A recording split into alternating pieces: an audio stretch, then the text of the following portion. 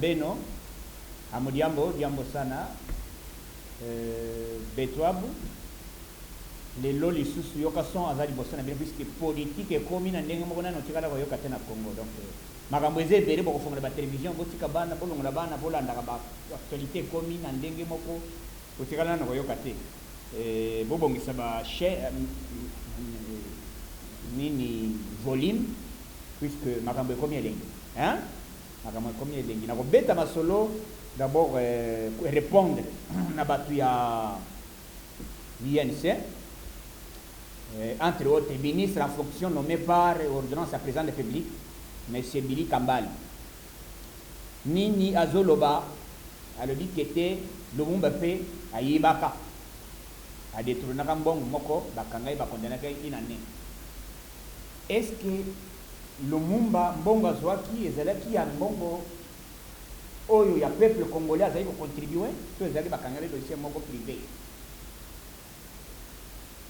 Azo comparé, na mona ba courage ndenga wana. Courage moko ya liboma. Courage moko ya liboma mutu bakanga président na bino, asali bino soni. Bozolo bakete, bozo défendre le président na bino. Soni na bino. Bomoni comportement parti à INC. Heureusement ba tous ba kimbe indigène. Puisque INC les alliés déjà na minute oyo na débandade. Boyela ti biso plan ya ko diviser pour mieux régner. Boyela biso la idée pète.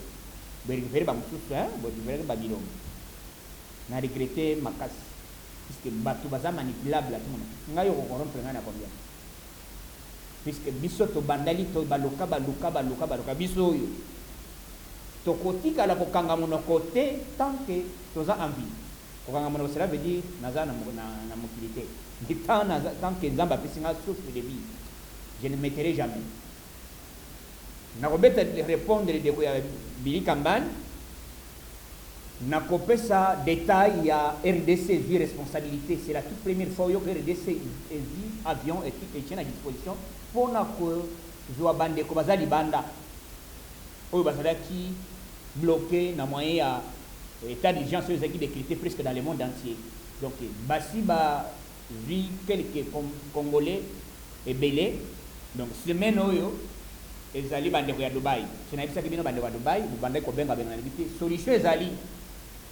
Donc na Dubai ils en a 300 congolais oyo bakozala de demain bakozala déjà wana mabele na biso ya Congo.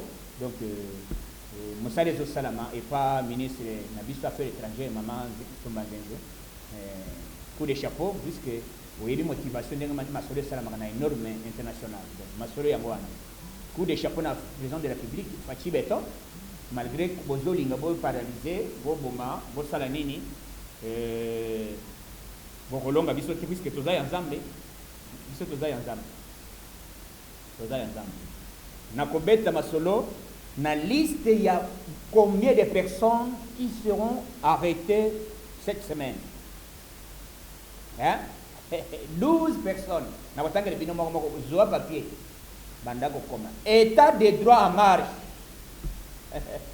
Bana mokamate kukamate ozo yoka à l'époque ça que va vivre mokamate papa biso to mona yango massa c'est beta wana dije mozo yoka musu ba yese que ce qui moi ayo papa ayo moi na ali biazo na 10e ali moi no zoke de kolonga liwa ndengeni ko courage ko na 10e papa ozo na posa ni limete ozo yoka limete izakima segite ba bayaka boy ko sakana na ndenge masolo ozo yoka lengi iboso musée aya na bakadoko na kati ya libomo boso mo libomo ezana miko ate quelle frappe oh musée mais to yoka tongo moko oh bana mo musée ndenge nini bakadoko bazaki wapi donc masolo ezali wana ko beta liste ya ozala na bi ozala na tenture na masolo ni nazo beta lelo to komi na politique moko ya haut niveau Fachi Beton aza toujours a justice niveau likolo na yoki ba polémique ezali o ba nommé camerounais o ba sali boye pona nini mais de nouveau yaka on na de nouveau Mobutu à l'époque alomaki nani alokaki nani wana kuti biso na abnoma loka expert moko na Allemagne bon mona yango de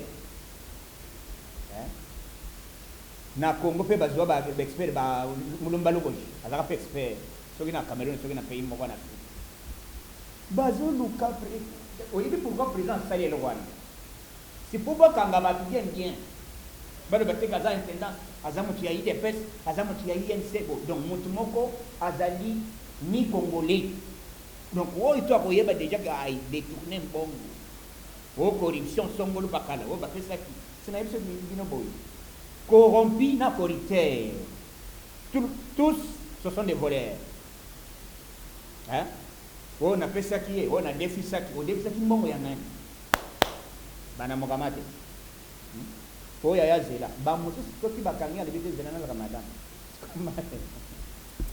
bolo que za problème hein soko beta masolo boko yoka liste banani bazokanga mana semaine ol pele lo banani bazokende na pariko ya examen système 4e soko zoka parika matete ezali côté mususu te balongola instance ya makasi zao na 4e et pas magistrat na biso ya utaki basala yi kabona kamati ba dikara kamera mbala liboso lobi na mona ke azo landa télévision na makala alanda bible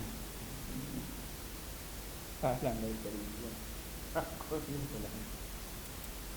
zambo zumon siko bina mo sostenir est-ce qu'il gamo vitara kamera sali bande ko ya INC est-ce que d'abord boko défendre yango gestion vini mo laka ba tukete bozali na expérience au docteur qui vous avez maïl, ce n'est pas vous avez un doctorat.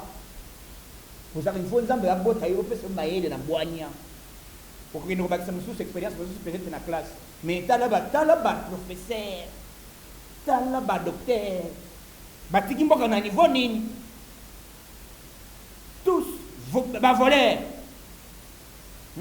Ba mi batiki mboka place nini. Voté, au professeur, docteur. Les lois d'avoir. Sur Yabitar Kamer, balobi bien. Condamnation nae, azo mérité, ba condamné 10 à 20 ans. Kuna délit kamba azo sengale inane. Yo kete pas magistrat bongo yo. Hier réunion zalaki na ba magistrat puisque ba sangane ce dimanche pour na lelo ba convoquer liste ya bato bazo kete bolo. Liste ya bato. Bokoyoka banani bazokangama puisque terrain comme ya Royinda vice-ministre ya ITP Willy Compass toki nani Willy Mogo za ba Willy Mogo communiqué ministre de l'enseignement supérieur monsieur Thomas Luaka. Faut pas compter. Gouverneur de la Banque centrale du Congo. Deo Gracia Mouton. Va convoquer. Justice et Bangui niveau ya Dikolo. Bon. Nayoki, puisque au moment de la justice, va kokuta yo ba sali vérification, va kokuta peut-être que vous en a dossier moko songol pakala. Va vérifier. Ceux qui ont un problème, on te laisse. Tant que vous avez déjà lu que vous allez dossier nayo. Moyen batika yango ezalité ezali na ba preuve moko tangible moyen batika yo libre ezalité na ki ba convoquer de nani ministre na biso na yo ki ba convoquer ministre Etienne Longondo akende ko justifier par rapport ya kisi oyo ba conseiller pa Vital Kamerhe qui était à Sumba batinda ba kisi après ça ba précision makamuni les oleka kuna. Ministre des Finances, Monsieur Sele Yangouli, Azoken, justifié. Amida, Madame Amida, Château, Monsieur Amir, Madame Amida plutôt. Madame Amida, l'époux, ma femme, moi c'est à excellence.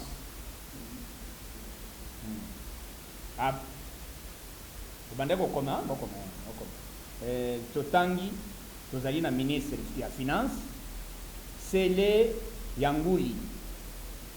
Naminito Mosusu Amida Chatou, épouse et Peter Kamel. La sœur de Amida. Cela veut dire petite sœur. Il peut pas comprendre. Lydie Omanga. Lydie qui dit nani Lydie Omanga Azanani. Azali na communication, il y a présence de la République. Débat quota. Oh Seigneur, pas vraiment. Bah que c'est nazo à ta place pour communiquer vraiment. Madame. Bango nyonso INC. Ba convoquer depuis à côté de la communication, na yemo côté à chef de l'État place depuis à côté. Ba convoquer les lots. Les lois za wa ozo ya zo ya.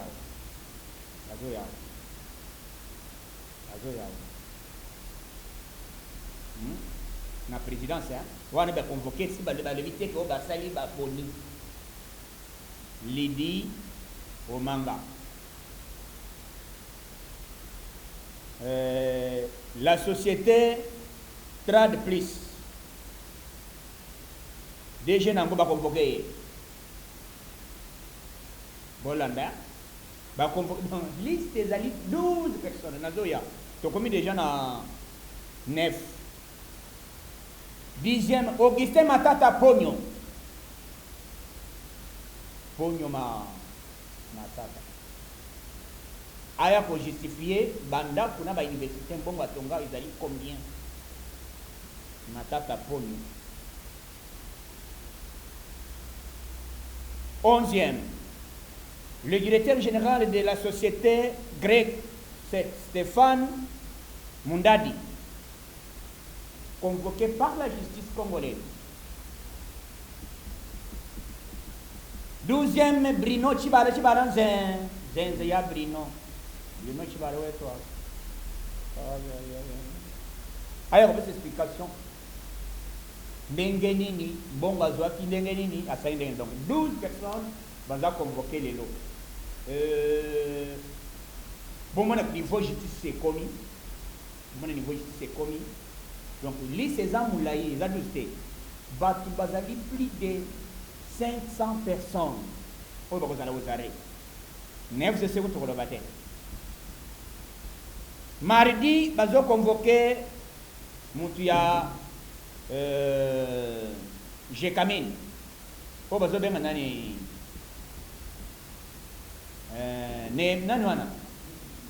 Albert Yuma. Mardi, on a convoqué Batunaï. Ce qui a dans la preuve de Yakoto, n'est pas monique était dossier des Andénini. Banamogamati. Et d'ailleurs, Baboy en troupement. Plus de 20 personnes sur place. La police a son mazawana. Mais et là, quand il y a un masque. Il faut que là, il ne faut pas que puisque maladie, les alliés maladies sont terribles. Il faut que se protéger. Na lingna répondre à Chatumba. Ngayo kason. Mutu ya yambayo Chatumba ko kitane na Kinshasa. C'est moi. C'est moi. Ngayo na yamba Chatumba wa tozana parlement wa libosa permanence à IDPS. Chatumba zo bossa na ndengo zai kolenga ndengo balinga ba yamba yo so yeba université Chatumba oyeba université ezalaki na bato moko na biso ya IDPS oyo bamosusu bauti na Angleterre bamosusu bauti na Canada basali yo derrière INC bazalaki pour congrès ekota badeside fati voilà bato mosusu bamosusu ezalaki na Belgique combattant besoin de livre tant que vous besoin soutenir pour éviter Kabunda Lumba Kabunda. Mais vous comprenez le niveau Kabunda a sauvé parti, a sauvé nation. Vous comprenez le niveau Kabunda mais Mimboka Soki les lois congrès Kotaki. Il ne pouvait pas être encore chef de l'État. À l'ingaz est destitué par soi-disant des messieurs là. Donc clique et Zaliwa Nabazo là, le président va se préparer pour l'État à tout moment. Et maintenant les gens du FCC Bobo Salate. Masque payé, tu reçois la masque. tokolata yango tokosala mobange na marche hein bokosala te biso toyebi bino hein bozana ma complot butu moi Jacques Ndoli Monsieur Tambwe Mwamba Madame Janine ezana ba mususu soki bazaki 5 personnes bakeye kosala les réunions butu contre le président de la République na yebi MLC basangani na FCC pour pas combattre les pèses. Vous comprenez le niveau de Rezali? Bakolonga bisote. Fatia Zaya Nzambe. Kende na acte 24 verset 3. Oyo kombo ya excellence Félix Tshisekedi Tshilombo. Ba pese kombo ya excellence kala. Yo zo ko toka lelo. O Félix c'était non bona yo. Ndawo na président. Fatia Zawana. Fatia Zana prophétie ba lobby ya kosala des mandats. Mais mandat oyo lokola couronné élection de reporter. Sauf au moins papa yoto na nano, tena na pepa Poutine a lobby cause ya corona. Les élections est reportées. Yo moni corona to sema libanda ke no sala élection. Vidéo to lingi to organiser élection ngoi ko ina compte ya nani. Donc bon moni chaque mazo ke no sala déclaration zo le pays de pese zo limwa. Il est passé au matin, il est passé état d'esprit. Yonde oza telantela, ozo malandangulu, oza congolais ndenge nini. Oyebi ngai bien yokason, oyebi ngai bien. Ngamu tuna yamba ya ozo lenga, balingi ba papanza yo. C'était moi. C'était moi. Continuez tozana Kinshasa. Continuez lite na yo ya kofinga kwa taki de pes. Biso tozali coup sur coup. Na opposition balonga biso te na PPRD ou bien na parti Songolo Pakala. Bon les tozana pouvoir qui nana ko oser. Tozali derrière Fachi Béton. Coup d'état baso préparé à tout moment président. Ce comme on ça songe soit telemi après ce message, cela veut dire basangana ki na butu. Jacques Ndele va biso préparer motion moko dans les to sala boito fundaye. Zokande boyeba kité c'est na bisa kibino kitenge yezu ndaki na cour constitutionnelle pour confirmer que était document il faut vital caméra il faut président décréter état d'urgence mutake découvrir yango eza kitenge yezu kanga komi kuna abengi président qui était document na ne komi awati bacha le biso na yeba ki bakomondisa bachi bakolonga te puisque bacha za yanza bozo sangana bozana complot belé partout contre l'IDPS. l'IDPS c'est l'état d'esprit. Vous voyez l'IDPS qu'est ce que vous avez corona ou été mais le bolaki. Et nous tous ça la mubanga marche donc biso tous a derrière Fachi Béton tous tenir action à président de la République nous tout azo sakanana combat Fachi. Bon moni comment état de droit bani. Babandi ko kanga bato bazalaka intouchable. Ce qui babandi na présidence. Bongo ba passer ba gouverneur au baleka. Ba ministre au baliba. Na pouvoir n'a pas de milité parlementaire. Ce qui va coûter aux députés, aux va citer un détournement. Fatia nommé mon tout étranger pour kanga batu bien sans tendance confondue. Oh, à Hollande, vous allez y des d'abord, il y a des vous allez riguer à ma casse.